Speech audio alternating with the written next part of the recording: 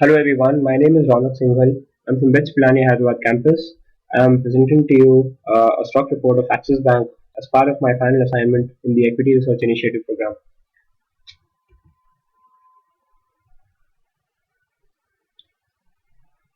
So this slide shows you the recent performance.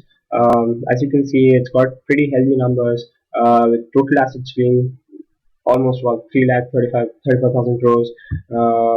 Also got a lot of branches, almost about 2,000 branches in India and abroad. Coming to competitors, major competitors of Axis Bank in the private banking industry are ICICI and HDFC, which is still leading the private banking industry in India.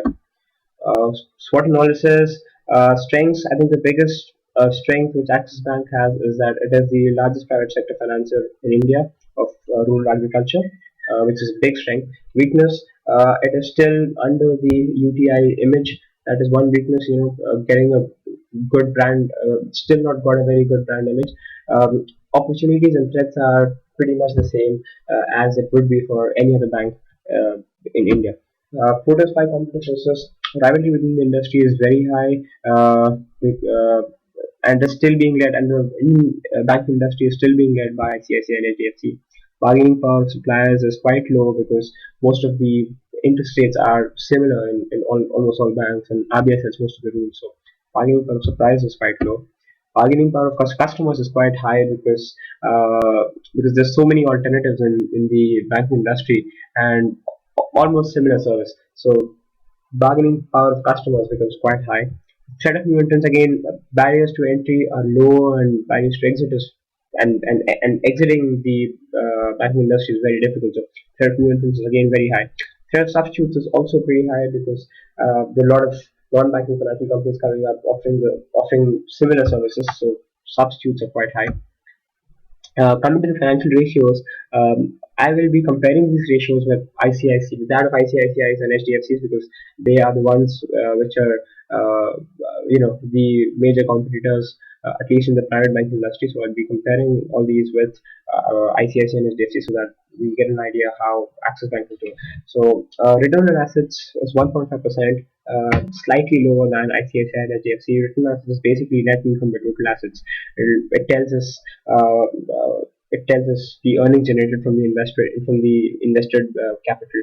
So this is slightly lower than ICICI and HDFC. Return on equity is basically how much profit the company is making with the money invested by shareholders, which is a pretty good number because it is slightly higher than ICICI's number, which is at around 12.4%. Asset turnover ratio and loans turnover ratio basically talk about the efficiency of the company. It tells us the amount of sales generated for every rupees worth of asset. So again, these numbers are pretty good because they are higher than that of ICICI's numbers and slightly lower than HDFC's numbers. So it is quite a good number. So they're quite good numbers. Leverage ratios, current ratio and quick ratio, basically they tell us about the company's ability to pay back short-term liability, and this value is slightly lower than ICICI and HDFC, but they are at about 0.78 and 0.98 respectively. So this is slightly low.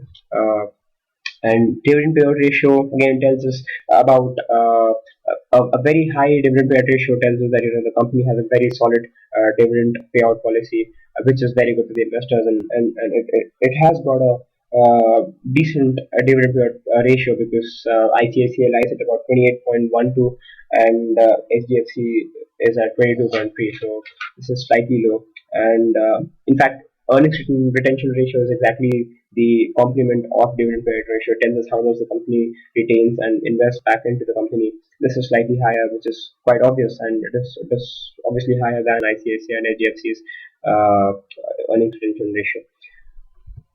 Coming to earnings per share, which is probably the most important ratio, it tells us about the company's profitability. It tells us how much earnings you can make per share.